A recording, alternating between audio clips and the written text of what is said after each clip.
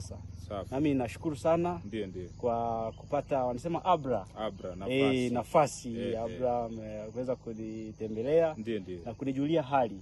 Kwa kweli imekuwa ni wakati mzuri, tumekumbushana mambo mengi na kutiana moyo katika hizi harakati. Na jambo moja ambalo nimekuja kugundua kwamba sote tunahitajiana. Na hakuna mtu hata mmoja ambaye anajua kila kitu. Bali kila mmoja wetu anafahamu jambo fulani. Kwa hiyo tunapokutana katika wakati kama huu, tunapata vitu vipya, vitu ambavyo kuna vitu silikuwa sivijui ama nimevisahau. Lakini huu wakati umekuwa ni mzuri. Nashukuru sana kiongozi.